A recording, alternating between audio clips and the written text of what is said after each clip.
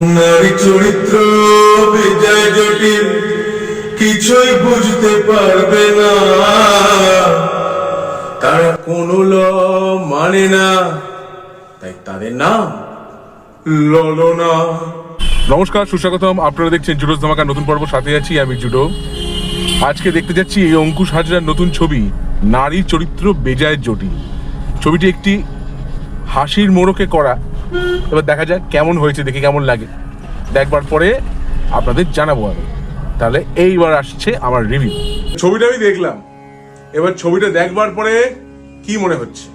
এইটি Mel Gibson এবং Helen hunt অভিনীত what women want এই ছবিটি অবলম্বনে তৈরি, একটা ছায়া অবলম্বনে, যেখানে মেল গিবসন একটি অ্যাক্সিডেন্টের পরে হঠাৎ করে তিনি মহিলাদের মনের কথা শুনতে পাচ্ছিলেন। মানে মহিলা মানে শুধু মানুষ নয়, তিনি মহিলা কুকুরের কথাও শুনতে পাচ্ছিলেন। তো এইখানেও সেটা দেখানো হয়েছে, পশু পাখি বাদ দিয়ে শুধু মানুষ তাদের কথা শুনতে পাচ্ছে। এই কাহিনীর নায়ক ঝন্টু চ্যাটার্জি। উত্তর কলকাতায় সে, তার ঠাকুমা, জ্যাঠা, মা, বোন এরা থাকে উত্তর কলকাতায়, এবং সে একটি ইভেন্ট ম্যানেজমেন্ট সংস্থা চালায়, ঝন্টু ইভেন্টস। বিয়ে বাড়ির বাজার করতে গিয়ে তার যে কি ঝক্কি পোহাতে হয়। একবার নিয়ে আসছে এই মাছ, তো কোনে বলছে না চিংড়ি খাবো না, মাটন নিয়ে এসো। মাটন নিয়ে এলে বলছে মাটন খাবো না। তারপর আরেকটি বিয়ে বাড়িতে যখন ফুল দিয়ে সাজাচ্ছে, হলুদ ফুল দিলে বলছে আমার হাজবেন্ড তো হলুদ পাঞ্জাবি পরে আসবে, হলুদ ফুল লাগিও না। নীল ফুল লাগালে বলছে শ্বশুর মশাই নীল পাঞ্জাবি পরে আসবে। এরকম এরকম আছে, এবং সে নানা রকম ঝক্কি সামলাতে সামলাতে জীবনটা কাটাচ্ছে। সে একটি মেয়েকে পছন্দ করে, তাদেরই বাড়ির ভাড়াটে। 22 টাকা ভাড়া দিয়ে সে আছে, কারণ ঝন্টু ঠাকুরদা বলে গেছিল 22 টাকা ভাড়াই চলবে, এবং এই নিয়ে কেস চলছে। আঁখি, ঐন্দ্রিলা সেন অভিনয় করেছেন, এবং ঐন্দ্রিলা সেনের বোন একজন আছে, যাকে এককালে ঝন্টু ভুল করে প্রপোজ করে ফেলেছিল আঁখি মনে করে অন্ধকারে, এবং তারপরে একটু একটু তার সঙ্গে প্রেম টেম চলেও ছিল, ইত্যাদি ইত্যাদি। কিন্তু ঝন্টুকে সে এখন একদম পছন্দ করতে পারে না। অন্যদিকে আছে পাড়ার কাউন্সিলর পান্ডে। এই কাউন্সিলর পান্ডে মানে কৌশিক চক্রবর্তী। কৌশিক চক্রবর্তীর খুবই স্নেহধন্য ঝন্টু।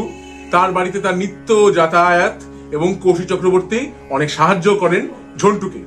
কিন্তু ঝন্টু হঠাৎ করে একটি ব্যাপার ঘটলো, যে মা কালীর থাপ্পড় খেলো, এবং থাপ্পড় খাওয়ার পর থেকে সে মহিলাদের সব কথা শুনতে পাচ্ছে। ক্যারিয়ারে একটু লাভও হচ্ছে, কিন্তু বিপদও আছে। এই নিয়েই প্রায় 2.5 ঘন্টার ছবি, এবং চলছে তো চলছেই একই কথা, একই ঘটনা। সুমিত, সাহিল, মির্জার পর তারা আবার অঙ্কুশের ছবি পরিচালনা করছেন। এই ছবিটির প্রডিউসার অঙ্কুশ হাজরা নিজেই, এবং মির্জা একটি অ্যাকশন ঘরানার ছবি ছিল, আর এটি হচ্ছে কমেডি ঘরানার। কিন্তু ব্যাপারটা বলতে আমি বাধ্য হচ্ছি, আমি গেছিলাম একটি হালকা পলকা ছবি দেখবার জন্য, কারণ আজকাল চারদিকে খালি খুন খারাপি, তার মাঝখানে একটি হাসির ছবি, সেই জন্যই আমি গেছিলাম। এবং এইটাই চলছে 2.5 ঘন্টা ধরে। আমি ভাবছি কখন আমি একটুখানি এন্টারটেইনড হব। অনেক রকম সংলাপ আছে, ডাবল মিনিং সংলাপ আছে। দেবরাজ ভট্টাচার্য অভিনয় করেছেন ঝন্টুর বন্ধুর ভূমিকায়। একটু ব্রুস অলমাইটির ছায়াও আছে, বিশেষত যখন টাইটেল ট্র্যাকটা গাওয়া হচ্ছে এবং পাওয়ার শব্দটি ব্যবহার আছে। আপনারা যারা দেখেছেন জিম ক্যারি অভিনীত ব্রুস অলমাইটি, সেখানে হয়তো মনে আছে আপনাদের আই গট দ্য পাওয়ার বলে এই গানটার ব্যবহার হয়েছিল, এবং জিম ক্যারি সকালবেলা যেতে যেতে মনের আনন্দে নানা রকম শক্তির ব্যবহার করছেন, এবং তিনিও কিন্তু সব রকম কথাবার্তা শুনতে পাচ্ছিলেন।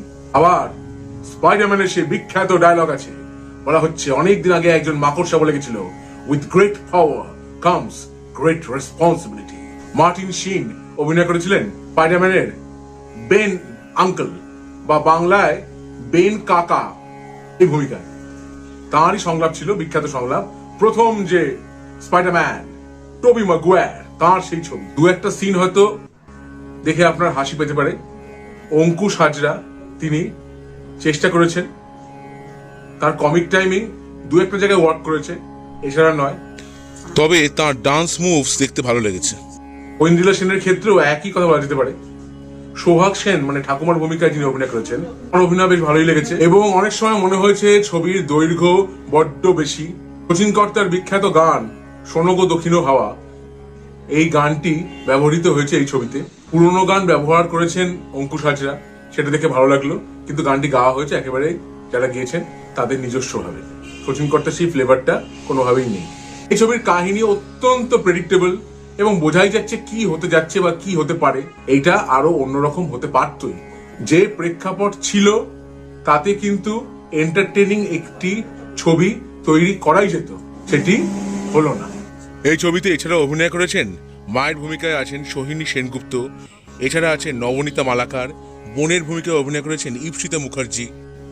এই ছবির ডিওপি হলেন অনিমেষ ঘরুই, সম্পাদক হলেন সংকল্প ভৌমিক, চিত্রনাট্য এবং সংলাপ লিখেছেন সৃজীব এবং সঙ্গীতের দায়িত্বে আছেন শিলাজিৎ, ঈশান মিত্র এবং বি শো। বিজিএম করেছেন ঈশান মিত্র।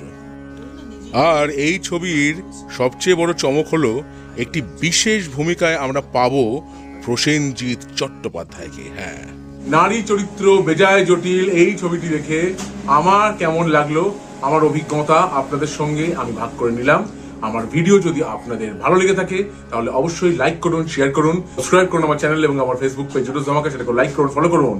পরে ফিরছি নতুন কোনো চমক নিয়ে, নতুন কোনো ধামাকা নিয়ে। হ্যাস্ট লা ভিস্টা, জুডোস ধামাকা, লেটস টু দ্য ধামাকা।